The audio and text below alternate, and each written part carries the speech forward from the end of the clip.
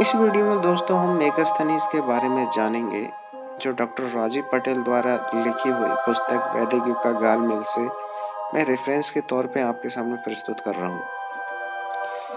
मेगास्थनीज यूनान शासक का राजपूत था, जो भारत में 305 ईस्वी पूर्व से चंद्रगुप्त मौर्य के दरबार में आया था। वह सेल्यूकस नामक यूनानी सेनापति का दूत था। उसने कई वर्षों तक चंद्रगुप्त मौर्य के दरबार में रहकर भारत की सभ्यता संस्कृति को देखकर इंडिका नामक ग्रंथ लिखा। वस्तुतः इंडिका की मूल प्रति खो चुकी है, लेकिन कुछ यूनानी लेखकों के द्वारा इंडिका में वर्णित तथ्यों को उल्लेख अपनी अपनी पुस्तकों में किया है। उन्हीं पुस्तकों से मेगास्थनीज के द्वारा लिखित तथ्य प्रकाश में आए।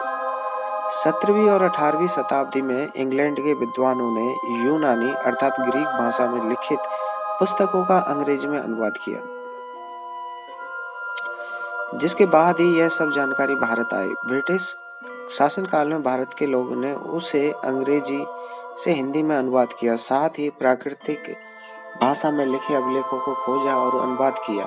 इसके बाद ही भारतीय लोगों को चंद्रगुप्त मौर्य और उसके शासनकाल की सही सही जानकारी प्राप्त हुई। 19वीं शताब्दी से लेकर आज तक भारतीय लेखकगण इसकी व्याख्या अपने अपने अनुकूल करते आ रहे हैं और अपनी बातों को मूल तत्वों में शामिल कर मेगास्थनीज के तत्वों को तोड़ मरोड़ कर पेश करते हैं, जिससे आज भ्रम पैदा हुआ है। यहाँ एक उल्लेखनीय तथ्य यह है कि ईसवी सन के पश्चात एरियन नामक यूनानी लेखक ने भी इंडिका नामक पुस्तक लिखी, परंतु इसमें सिकंदर और उसके सेनापति निरियाकस की कहानी है, लेकिन कुछ वर्णित भारत के भौगोलिक सांस्कृतिक महत्व का भी है। एरियन की बातें सुने सुनाए तथ्यों पर आधारित है, जबकि मेगास्थनीज ने भारत में रहकर वस्तु स्थिति को देखने के आधार पर पुस्तक लिखी। इन दोनों पुस्तकों का नाम समान होने की वजह से वास्तविक इंडिका के बारे में भ्रम उत्पन्न होता है। सामान्य लोग इस सारे तत्वों को न जानने के कारण ही इंडिका को असली समझ बैठते हैं,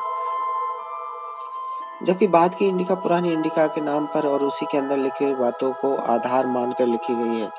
एरियन का जीवन काल ईसा बाद 95 ईस्वी से लेकर 175 ईस्वी था। एरियन भारत नहीं आया था, बल्कि एशिया माइनर यानी भारतीय उपमहाद्वीप के बाहर में ही रहा था। उसने सैकड़ों साल पूर्व की घटनाओं को सुनी सुनाई बातों के आधार पर लिखा था।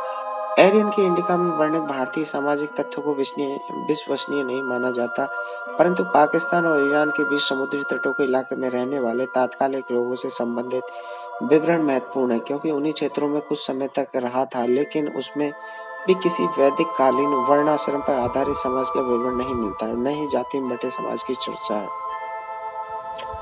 मूल इंडिका में वर्णित कुछ महत्वपूर्ण तथ्य। मेगास्थनीज ने अपने दृष्टिकोण से यहाँ के समाज को प्रभावित करने वाले वर्ग यानी उसके हैसियत एवं पेशे के हिसाब से तरलता के साथ बदलने वाला वर्ग अर्थात 7 वर्गों में बांटा। विद्वान वर्ग, खेतिहर वर्ग, पशुपालक वर्ग, कारीगर वर्ग, सैनिक वर्ग, दुकानदार वर्ग और गरीब वर्ग। मेगास्थनीज ने भारतीय लोगों को पतले, लंबे और हल्के शरीर वाला, फुर्तीला बताया है। यहाँ के सैनिक या योद्धा खेतिहर या पशुपालक बहुत सम्मान करते थे।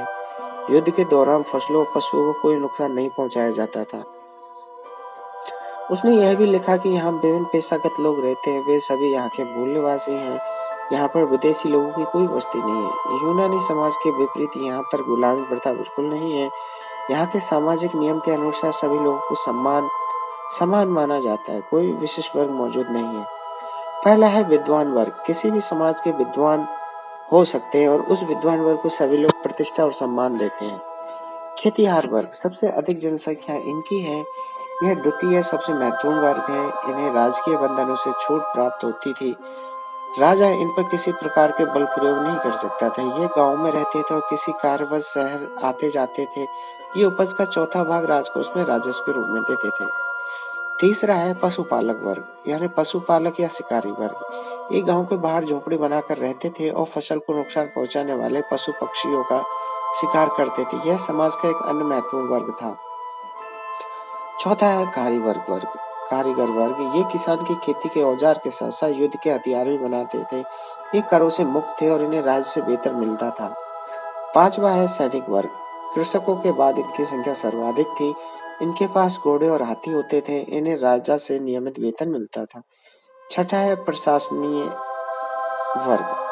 सभासद और कर निर्धारक ये लोग ऊंचे प्रशासनिकीय पदों पर नियुक्त होते थे और विभिन्न प्रकार के प्रशासनिक वित्तीय कार्य करते थे।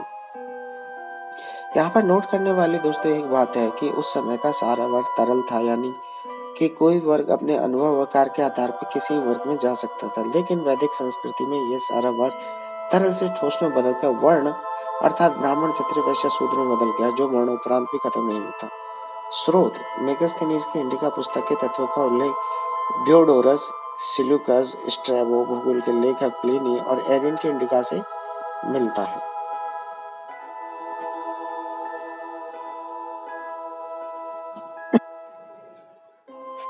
मेगास्थनीज द्वारा वर्णित तथ्यों को जे.डब्ल्यू.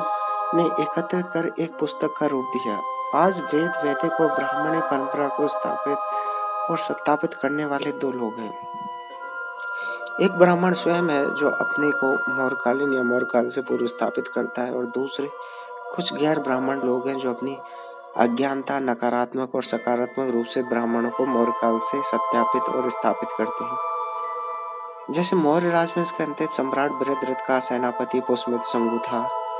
पुष्यमित्र शुंगु ने स्वयं कहीं नहीं उल्लेख किया कि मैं ब्राह्मण जाति का हूँ, या क्या शुंगु के शासनकाल में कोई ब्राह्मणी ग्रंथ, वेद, पुराण, गीता, रामायण, महाभारत, ब्राह्मणी मंत्र, संस्कृत में निर्मित श्लोक, ब्राह्मणी परंपरा में प्रचलित देवी देवताओं की मूर्ति या मंत्र जैसी कोई ब्राह्मणी संस्कृति को स्थापित करने वाला साक्ष्य कहीं से नहीं मिला। अगर मिला है तो साक्ष्य का आज तक कोई सार्वजनिक रूप से दिखाने तो तैयार क्यों नहीं है।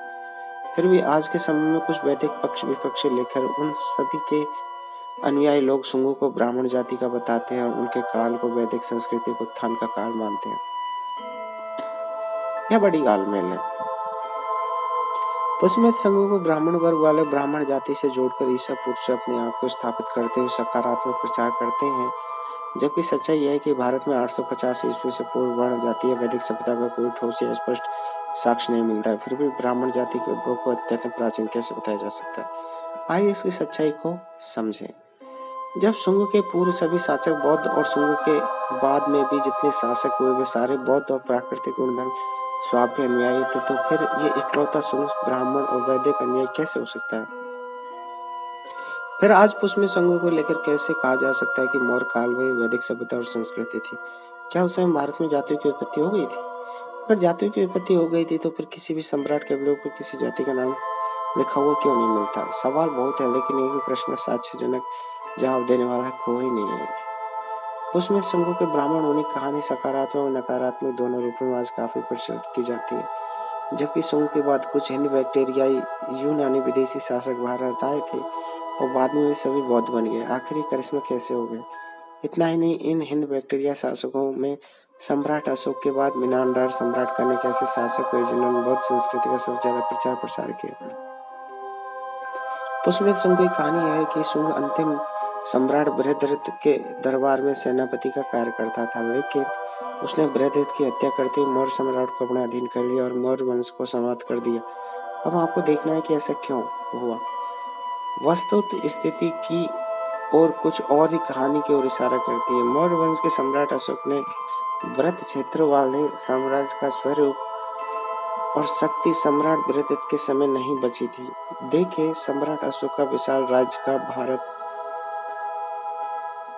लेकिन आज लोगों के दिलो दिमाग में बैठा हुआ कि सम्राट बृहद्रथ भी पूर्व के सभी मौर्य सम्राट, खासकर चक्रवर्ती सम्राट अशोक के जैसे शौर्यशाली, बलशाली और गुणशाली था। जबकि सच्चाई यह है कि बृहद्रथ के अंदर पूर्व के सभी मौर्य सम्राटों के जैसे न कि शौर्य था और न ही हुआ।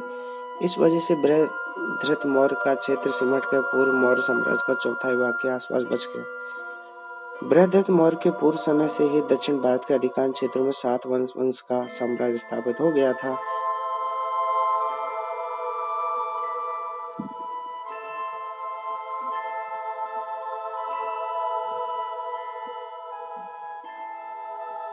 बृहद्रथ के पूर्व समय से ही दक्षिण भारत के अधिकांश क्षेत्रों में सातवाहन वंश का साम्राज्य स्थापित हो गया था और पश्चिम में पंजाब तक हिंद बैक्टीरिया शासकों का राज्य विस्तार हो रहा था। इस बात की पुष्टि सातवाहन और हिंद बैक्टीरिया राजाओं के कार्यकाल को जानकर कोई भी कर सकता है। ऐसे सातवाहन, हिंद बैक्टीरिया और बृहद्रथ मौर्य के राज्य क्षेत्र का मानचित्र मैं चित्र संख्या 19 में दे रहा हूँ, जिसे आप देख सकते हैं। यानी बृहद्रथ मौर्य की शक्ति पूर्व के मौर्य शासकों से बहुत कम हो गई थी। वस्तुतः यह एक कमजोर शासक बन गया था और इसी का फायदा उठाते हुए एक अन्य सेनापति शुंग ने इसकी हत्या करते हुए सत्ता को अपने कब्जे में कर लिया था। अगर दोस्तों इसके बारे में आप कुछ और जानना चाहते हैं या फिर इस वीडियो को अगले भाग को आप देखना चाहते हैं तो आप प्लीज कमेंट्स करें, मैं आगे का पार्ट्स आपके लिए लेके आऊंगा।